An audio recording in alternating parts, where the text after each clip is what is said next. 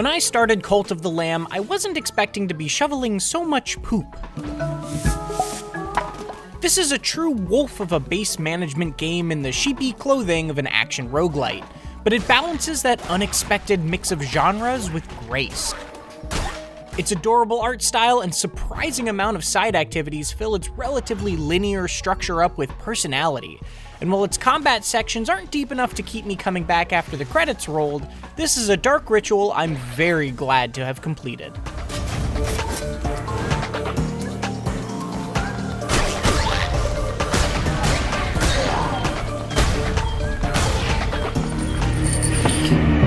Cult of the Lamb puts you in the fluffy hooves of a cult leader newly resurrected by an imprisoned deity named the One Who Waits. Now it's up to you to free your master by going on bloody crusades against the otherworldly entities that trapped him, recruiting new followers to the flock, and building a base for them to live in.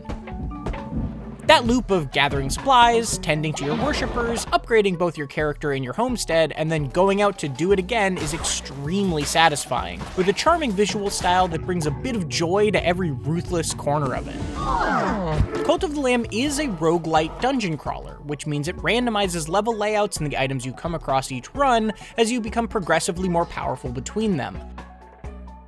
But comparing it directly to similar games like Hades or Rogue Legacy would be a bit misleading, as its runs are also far shorter, usually just about 10 minutes. That's not necessarily a bad thing, but it does mean I spent most of the 13 hours it took me to reach the credits building out my base and completing little quests for NPCs, rather than swinging a weapon.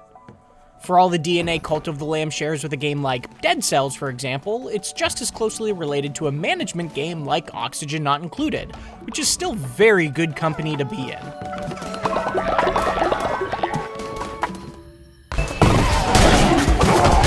Combat isn't overly complex, with little more than a single attack button, a special curse power, and a dodge roll at your disposal, but each of those elements have been honed to a sharp edge.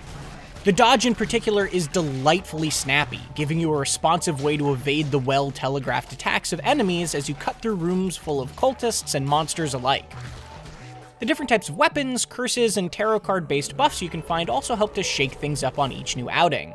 But the one major issue with that variety is you're given a random weapon and curse at the start of every crusade, and the options are far from equal. While the default sword and harder-hitting axe are reliably great, the frustratingly slow hammer and a pair of gloves that deal most of their damage only on the final hit of their attack combo are ill-suited against Cult of the Lamb's enemies. Similarly, some curses can be satisfying AoE blasts, while others drop a pile of ineffective goo. With runs being so short, that means you frequently won't even get a chance to find a workable replacement before the end, and having a boss fight hamstrung by a poor roll at the very start sucks. But while you don't get enough opportunities to choose your attacks, you are given plenty of chances to influence your kit mid-run through tarot cards. These power-ups give you boons that can range from extra health to making enemies drop fish when killed. It's a bit of a shame that a majority of them are simple stat upgrades, meaning they never did much to actually shake up my playstyle on a given run, but getting lucky by finding a rare tarot card to fully double the attack speed of my axe was still a lot of fun when it happened.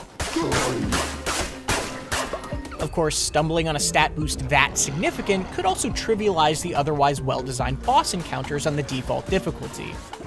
If you have even a passing familiarity with roguelike action games, you'll probably want to notch up the difficulty to hard from the start.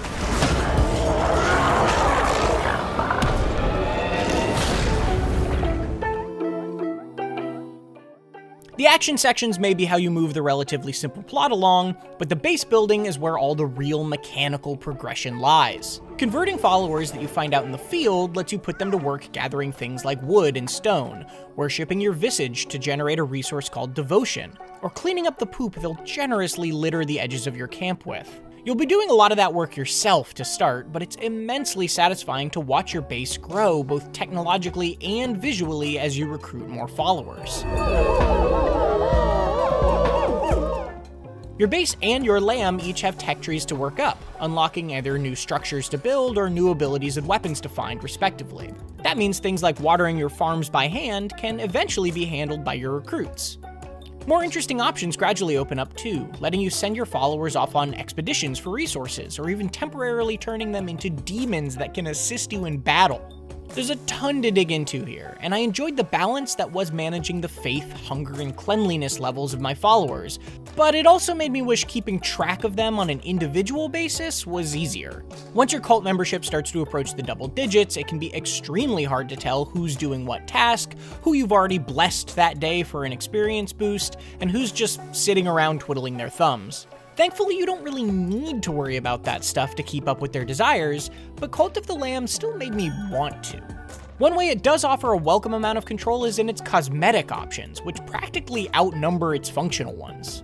You can easily rearrange your camp, change the appearance and name of every new follower you recruit, and cover every corner in superfluous decorations that often have to be earned or unlocked. That gave me an ownership over my cult that got me far more invested.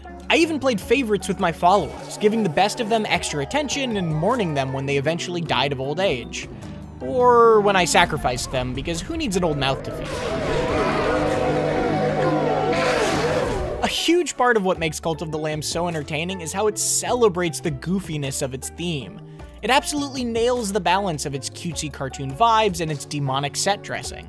And the soundtrack is probably one of the catchiest I've heard in a long, long time.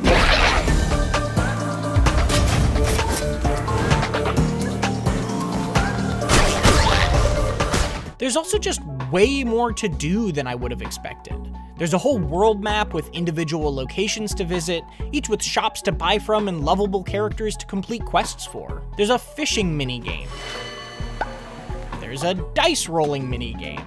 There's a side quest that sends you back into locations you've already beaten with an increased challenge. That said, Cult of the Lamb does feel like a roguelite I'm pretty much done with after 13 hours.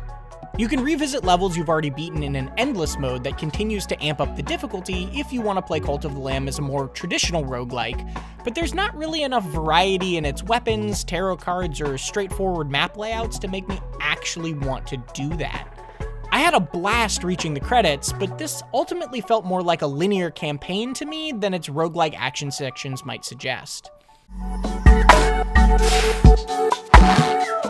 Cult of the Lamb is as adorable as it is unsettling, an eclectic mix of genres and themes that come together extremely well. Its combat is immensely satisfying even if its short runs and the relative lack of variety between them doesn't give it the lasting appeal of other action roguelikes. And building my very own cult base and tending to a flock of followers was just as fun as any swing of the axe. I may not revisit it now that the credits have rolled, but Cult of the Lamb is something altogether different that I had an absolute blast playing.